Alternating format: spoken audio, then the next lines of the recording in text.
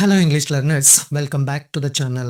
In today's lesson, let's learn about and understand the topic of subject verb agreement, which is part of second PUC English grammar. This topic is not just useful for the second PUC students, but also for everyone who is interested in learning English.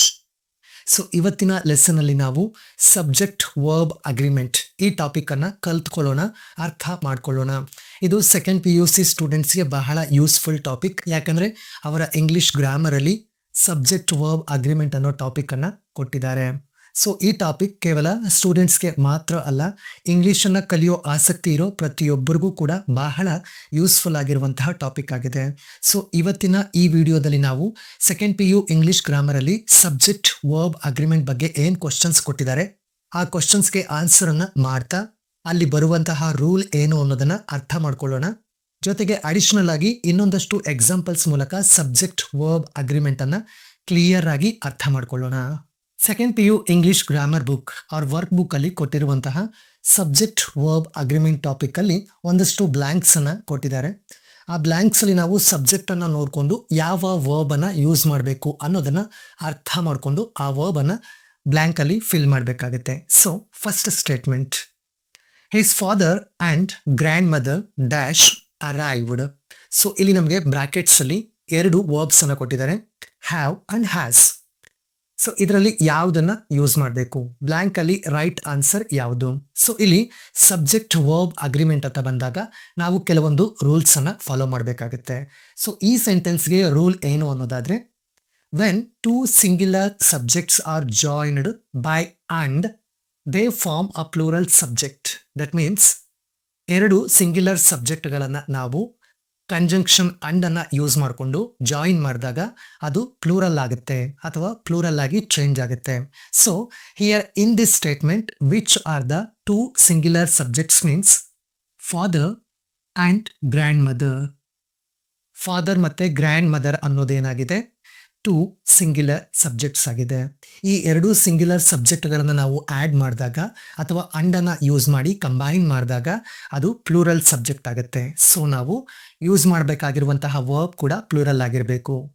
Has ಇದನ್ನು ನಾವು singular subject ಜೊತೆ use ಮಾಡ್ತೀವಿ, have ಇದನ್ನು plural subject ಜೊತೆ use ಮಾಡ್ತೀವಿ. So ಇಲ್ಲಿ according to the subject verb agreement rule, ಈ rule ಪ್ರಕಾರ ಸಬ್ಜೆಕ್ಟ್ ಅನ್ನೋದು ಪ್ಲೂರಲ್ ಆಗಿರೋದ್ರಿಂದ ನಾವು ಹ್ಯಾವ್ ಅನ್ನ ಯೂಸ್ ಮಾಡ್ತೀವಿ. His father and grandmother have arrived. So ಈಗ ನಿಮಗೆ ಇಲ್ಲಿ ಹ್ಯಾವ್ ಯಾಕೆ ಬಂತು ಅನ್ನೋದು ಖಂಡಿತ ಅರ್ಥ ಆಗಿದೆ ಅನ್ಕೊಳ್ತೀನಿ. ಅಡಿಷನಲ್ ಆಗಿರುವಂತಹ ಒಂದಷ್ಟು ಎಕ್ಸಾಂಪಲ್ಸ್ ಅನ್ನ ನೋಡೋಣ. ಇದೇ ತರದ್ದು ಅಡಿಷನಲ್ ಎಕ್ಸಾಂಪಲ್ಸ್. ಈ ಅಡಿಷನಲ್ ಎಕ್ಸಾಂಪಲ್ಸ್ ಅನ್ನ ನೋಡಿದಾಗ ನಮಗೆ ಕ್ಲಿಯರ್ ಆಗಿ ಅರ್ಥ ಆಗುತ್ತೆ. My brother and sister dash gone to the school. My brother, my sister. So my brother and sister, ಇಲ್ಲಿ brother and sister two singular subjects. Brother ಮತ್ತೆ ಸಿಸ್ಟರ್ ಅನ್ನೋದು ಟೂ ಸಿಂಗ್ಯುಲರ್ ಸಬ್ಜೆಕ್ಟ್ಸ್. ಇದನ್ನ ನಾವು ಅಂಡ್ ಅನ್ನೋದನ್ನ use ಮಾಡಿ combine ಮಾಡಿದ್ದೀವಿ. So ಎರಡು singular subjects ಅನ್ನ ಅಂಡ್ ಇಂದ ಕಂಬೈನ್ ಮಾಡಿದಾಗ ಅದು ಪ್ಲೂರಲ್ ಆಗುತ್ತೆ, it becomes plural. So plural ಆಗಿರೋದ್ರಿಂದ ನಾವು ಹ್ಯಾವ್ ಅನ್ನ ಯೂಸ್ ಮಾಡ್ತೀವಿ. My brother and sister have gone to the school. And next one, the teacher and the headmaster dash agreed to the new rule. The teacher and the headmaster. So ಈ sentence ಅಲ್ಲಿ two singular subjects are the teacher and the headmaster. So ಇವೆರಡು ಕೂಡ two different singular subjects ಆಗಿದೆ. ಈ ಎರಡು singular ಸಬ್ಜೆಕ್ಟ್ಸ್ಗಳನ್ನು ನಾವು and ಅನ್ನ use ಮಾಡಿ ಕಂಬೈನ್ ಮಾಡ್ತಾ ಇದ್ದೀವಿ. ಸೊ ಆವಾಗ ಇದೇನಾಯ್ತು, ಪ್ಲೂರಲ್ ಆಗುತ್ತೆ, ಪ್ಲೂರಲ್ ಸಬ್ಜೆಕ್ಟ್ ಆಗುತ್ತೆ. ಸೊ ನಾವೇನ್ ಮಾಡಬೇಕು, ಹ್ಯಾವ್ ಅನ್ನ ಯೂಸ್ ಮಾಡ್ಕೊಳ್ಬೇಕು. ಸಬ್ಜೆಕ್ಟ್ ಪ್ಲೂರಲ್ ಆದಾಗ ಹ್ಯಾವ್ ಅನ್ನ ಯೂಸ್ ಮಾಡ್ತೀವಿ, ಸಬ್ಜೆಕ್ಟ್ ಸಿಂಗ್ಯುಲರ್ ಆದಾಗ ಹ್ಯಾಸ್ ಅನ್ನ ಯೂಸ್ ಮಾಡ್ಕೊಳ್ತೀವಿ.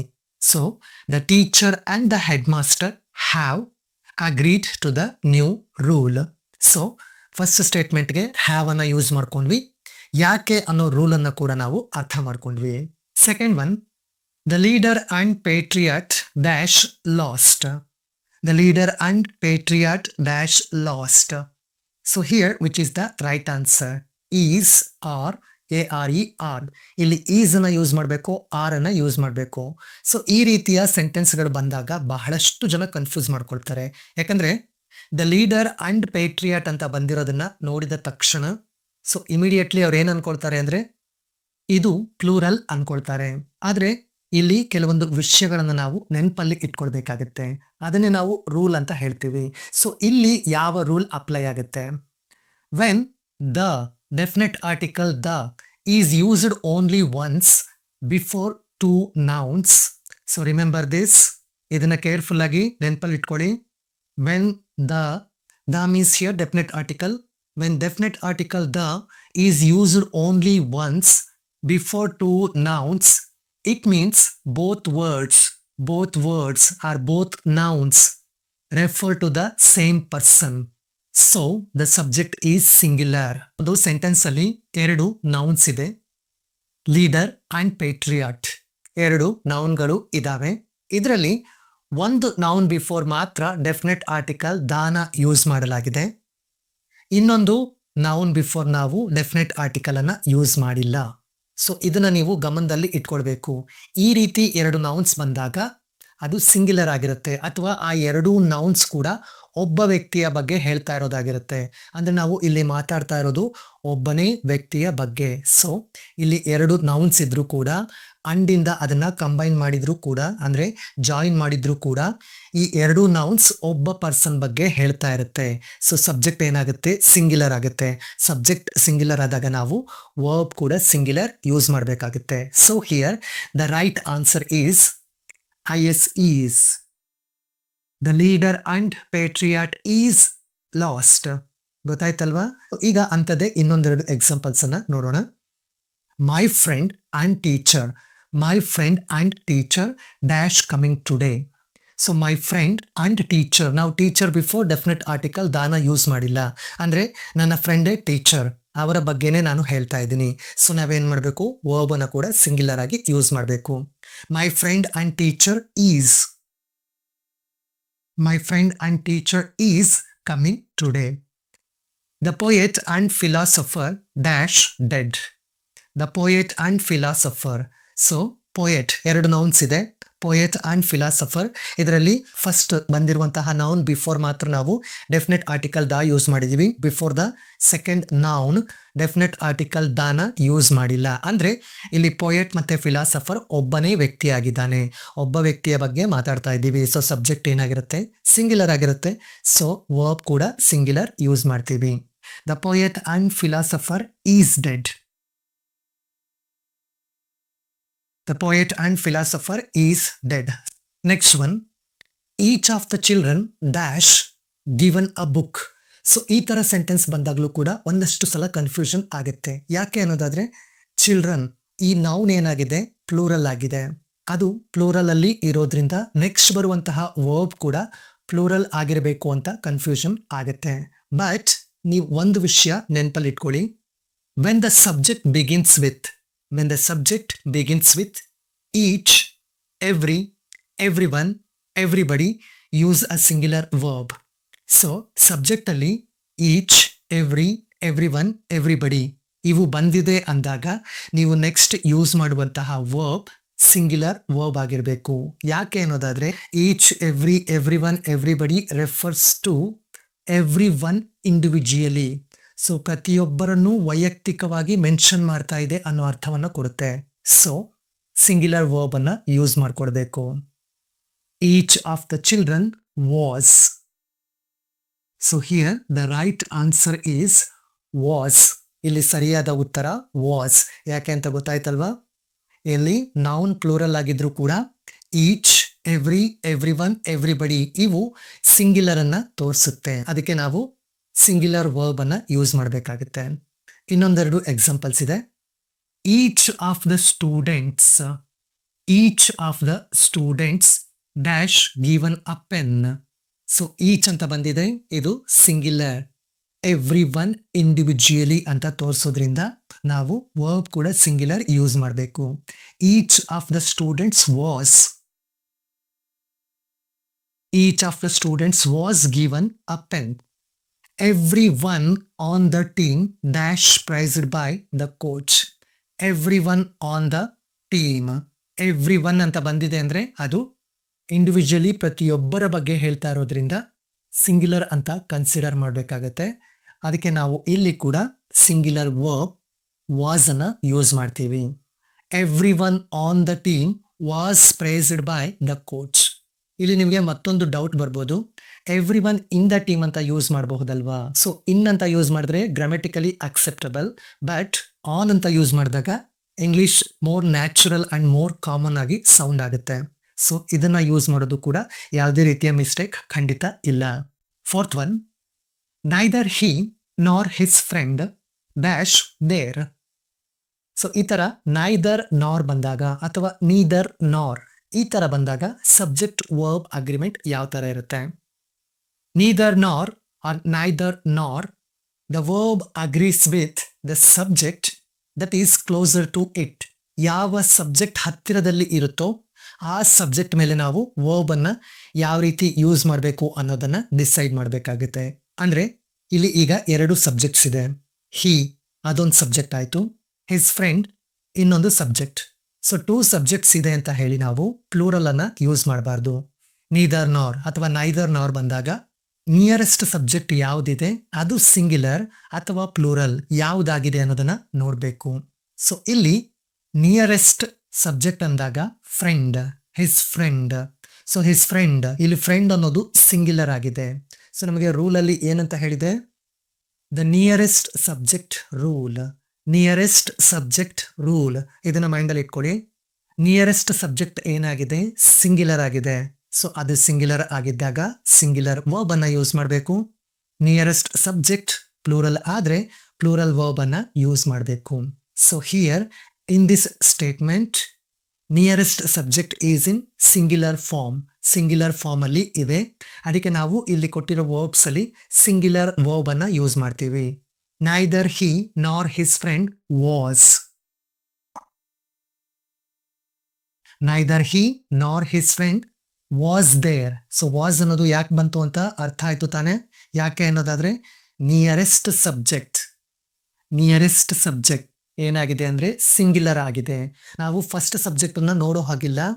ನಿಯರೆಸ್ಟ್ ಸಬ್ಜೆಕ್ಟ್ ಸಿಂಗ್ಯುಲರ್ ಇದೆಯೋ ಅಥವಾ ಪ್ಲೂರಲ್ ಇದೆಯೋ ಅದನ್ನ ಮಾತ್ರನೇ ಗಮನಿಸಬೇಕು. ಸೊ ಈಗ ಇನ್ನೊಂದೆರಡು ಎಕ್ಸಾಂಪಲ್ಸ್ ಅನ್ನ ಮಾಡಿದಾಗ ನಿಮಗೆ ಇನ್ನೂ ಕ್ಲಾರಿಟಿ ಸಿಗುತ್ತೆ. Neither Ravi nor his brother. Neither Ravi nor his brother. So ಇಲ್ಲಿ ಟೂ ಸಬ್ಜೆಕ್ಟ್ಸ್ ಇದೆ. ರವಿ ಅನ್ನೋ ಒಂದು ಸಬ್ಜೆಕ್ಟ್ ಅಂಡ್ ಹಿಸ್ ಬ್ರದರ್ ಅವನ ಬ್ರದರ್ ಮತ್ತೊಂದು subject. But nearest subject brother. Brother ಅನ್ನೋದೇನಾಗಿದೆ? ಸಿಂಗ್ಯುಲರ್ ಆಗಿದೆ. ಸೊ ಅದಕ್ಕೆ ನಾವು ರವಿ ಅನ್ನೋ ಸಬ್ಜೆಕ್ಟ್ ಅನ್ನ ನೋಡ್ತಾ ಇಲ್ಲ. ನಿಯರೆಸ್ಟ್ ಸಬ್ಜೆಕ್ಟ್ ಬ್ರದರ್ ಆಗಿರೋದ್ರಿಂದ, ನೀದರ್ ನಾರ್ ಯೂಸ್ ಆಗಿರೋದ್ರಿಂದ ನಾವು ರೂಲ್ ಪ್ರಕಾರ ಸಿಂಗ್ಯುಲರ್ ವರ್ಬ್ ಅನ್ನ ಯೂಸ್ ಮಾಡ್ತೀವಿ. Neither Ravi nor his brother was present. Nearest subject singular ಆಗಿರೋದ್ರಿಂದ ಸಿಂಗ್ಯುಲರ್ ವರ್ಬ್ ಅನ್ನ ಯೂಸ್ ಮಾಡಿದ್ದೀವಿ. Neither the teacher nor the students. Neither the teacher nor the students dash late. So here observe the second subject carefully. ಇಲ್ಲಿ second subject ಅನ್ನ ಬಹಳ careful ಆಗಿ observe ಮಾಡಿ. ಇಲ್ಲಿ ಕೂಡ ನಮಗೆ ಸಬ್ಜೆಕ್ಟ್ ಸಿಂಗ್ಯುಲರ್ ಇತ್ತು, ನಿಯರೆಸ್ಟ್ ಸಬ್ಜೆಕ್ಟ್. ಬಟ್ ಇಲ್ಲಿನ ಎಕ್ಸಾಂಪಲ್ ಅಲ್ಲಿ ನಿಯರೆಸ್ಟ್ ಸಬ್ಜೆಕ್ಟ್ ಏನಾಗಿದೆ? ಪ್ಲೂರಲ್ ಆಗಿದೆ. ಸ್ಟೂಡೆಂಟ್ಸ್, ವಿದ್ಯಾರ್ಥಿಗಳು. ಸೊ ಇಲ್ಲಿ ಸ್ಟೂಡೆಂಟ್ಸ್ ಅನ್ನೋದು ಪ್ಲೂರಲ್ ಸಬ್ಜೆಕ್ಟ್ ಆಗಿರೋದ್ರಿಂದ ನಾವು ಪ್ಲೂರಲ್ ವರ್ಬ್ ವರ್ ಅನ್ನ ಯೂಸ್ ಮಾಡ್ತೀವಿ. ಅದನ್ನೇ ಯೂಸ್ ಮಾಡಬೇಕು. Neither or neither the teacher nor the students were late. Fifth one, either the boy or his sisters dash broken the tray. So either or ಅನ್ನೋದನ್ನ either or ಅಂತ ಕೂಡ pronunciation ಮಾಡಲಾಗುತ್ತೆ. Either the boy or his sisters dash broken the tray. Have, has, which is the right answer. Have ಮತ್ತೆ has ಅಲ್ಲಿ right answer ಯಾವುದು? So ನಾವು neither ನಾರ್ ಬಂದಾಗ ಯಾವ ಸಬ್ಜೆಕ್ಟ್ ವರ್ಬ್ ಅಗ್ರಿಮೆಂಟ್ ಅನ್ನ ಅಪ್ಲೈ ಮಾಡಿದ್ವು ಸೇಮ್ ರೂಲ್ ಇಲ್ಲೂ ಕೂಡ ಅಪ್ಲೈ ಆಗುತ್ತೆ. ಸೊ ಅದೇ ರೂಲ್ ಅನ್ನು ನಾವು ಇಲ್ಲಿ ಕೂಡ ರಿಪೀಟ್ ಮಾಡ್ತೀವಿ.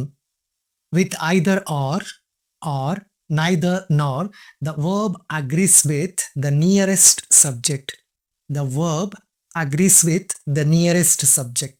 ಸೊ ವರ್ಬ್ ಅನ್ನೋದು ಏನ್ ಮಾಡುತ್ತೆ, ಅದರ ನಿಯರೆಸ್ಟ್ ಸಬ್ಜೆಕ್ಟ್ ಅನ್ನ ಅದರ ನಿಯರೆಸ್ಟ್ ಸಬ್ಜೆಕ್ಟ್ ಜೊತೆ ಅಗ್ರಿ ಆಗುತ್ತೆ. ಸೊ ನಿಯರೆಸ್ಟ್ ಸಬ್ಜೆಕ್ಟ್ ಅನ್ನ ಮಾತ್ರ ನಾವು ಗಮನಿಸಬೇಕು. ಸೊ ಇಲ್ಲಿ 2 ಸಬ್ಜೆಕ್ಟ್ಸ್ ಇದೆ, the boy and the boy first subject, second subject his sisters, ಅವನ ಸಹೋದರಿಯರು. ಸೊ ನಮಗೆ ರೂಲ್ ಪ್ರಕಾರ ನಾವು ನೋಡ್ಬೇಕಾಗಿರೋದು ನಿಯರೆಸ್ಟ್ ಸಬ್ಜೆಕ್ಟ್ ಅನ್ನ. ಸೊ ಇಲ್ಲಿ ನಿಯರೆಸ್ಟ್ ಸಬ್ಜೆಕ್ಟ್ ಏನಾಗಿದೆ, ಪ್ಲೂರಲ್ ಆಗಿದೆ, ಸಿಸ್ಟರ್ಸ್. ಸೊ ಇಲ್ಲಿ ವರ್ಬ್ ಕೂಡ ಏನಾಗುತ್ತೆ, ಪ್ಲೂರಲ್ ಆಗುತ್ತೆ. It takes a plural verb have. So ಇಲ್ಲಿ ಹ್ಯಾವ್ ಬರುತ್ತೆ. ಯಾಕೆ ಅನ್ನೋದಾದ್ರೆ ನಿಯರೆಸ್ಟ್ ಸಬ್ಜೆಕ್ಟ್ ಪ್ಲೂರಲ್ ಆಗಿರೋದ್ರಿಂದ. ಹ್ಯಾಸ್ ಅನ್ನು ನಾವು ಸಿಂಗ್ಯುಲರ್ ಜೊತೆ ಯೂಸ್ ಮಾಡ್ತೀವಿ. ಈಗ ಇನ್ನೆರಡು ಎಕ್ಸಾಂಪಲ್ಸ್ ಅನ್ನ ನೋಡೋಣ. Either the teacher or the students, either the teacher or the students dash made a mistake, has or have. So nearest subject the students, nearest subject the students ಆಗಿದೆ. ಅದು plural ಆಗಿರೋದ್ರಿಂದ ನಾವು plural verb ಅನ್ನ use ಮಾಡ್ತೀವಿ, have. Either the teacher or the students have made a mistake. And next one, either the players or the coach dash the key. Either the players or the coach. So here the nearest subject is singular or it is in singular form. So ಈ sentence ಅಲ್ಲಿ ಏನಾಯ್ತು ಅಂದ್ರೆ nearest subject singular ಆಗಿದೆ. So ನಾವು rule ಪ್ರಕಾರ ಐದರ್ R ಅಥವಾ neither ನಾರ್ ಬಂದಾಗ ವರ್ಬ್ ಏನ್ ಮಾಡುತ್ತೆ ಅಂದ್ರೆ ಅದರ ನಿಯರೆಸ್ಟ್ ಸಬ್ಜೆಕ್ಟ್ ಅನ್ನ ಕನ್ಸಿಡರ್ ಮಾಡುತ್ತೆ ಅಂತ ಹೇಳುತ್ತೆ. ಸೊ ಇಲ್ಲಿ ಕೂಡ ಅದೇ ರೂಲ್ ಅನ್ನ ಅಪ್ಲೈ ಮಾಡಿದಾಗ ನಿಯರೆಸ್ಟ್ ಸಬ್ಜೆಕ್ಟ್ ಏನಾಗಿದೆ, ಸಿಂಗ್ಯುಲರ್ ಆಗಿದೆ.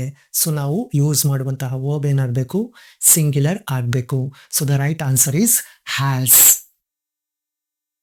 ಸೊ ಪ್ಲೇಯರ್ಸ್ ಅನ್ನೋದು ಪ್ಲೂರಲ್ ಆಗಿದ್ರೂ ಕೂಡ ರೂಲ್ ಪ್ರಕಾರ ನಾವು ನಿಯರೆಸ್ಟ್ ಸಬ್ಜೆಕ್ಟ್ ಅನ್ನ ಕನ್ಸಿಡರ್ ಮಾಡೋದ್ರಿಂದ ಅದು ಸಿಂಗ್ಯುಲರ್ ಆಗಿರೋದ್ರಿಂದ ಹ್ಯಾಸ್ ಅನ್ನ ಯೂಸ್ ಮಾಡಿದಾಗ ಕರೆಕ್ಟ್ ಆನ್ಸರ್ ಆಗುತ್ತೆ.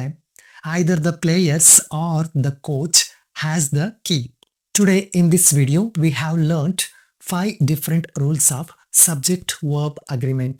Subject verb agreement ನ 5 ಬೇರೆ ಬೇರೆ ರೀತಿಯ ರೂಲ್ಸ್ ಅನ್ನು ನಾವಿವತ್ತು ಕಲ್ತ್ಕೊಂಡಿದ್ದೀವಿ. ಜೊತೆಗೆ ಒಂದು ಸ್ವಲ್ಪ ಪ್ರಾಕ್ಟೀಸ್ ಕೂಡ ಮಾಡಿದ್ದೀವಿ. ನೆಕ್ಸ್ಟ್ ವಿಡಿಯೋದಲ್ಲಿ ನಾವು ಇನ್ನೊಂದಷ್ಟು ರೂಲ್ಸ್ ಅನ್ನ ಪ್ರಾಕ್ಟೀಸ್ ಮಾಡೋಣ.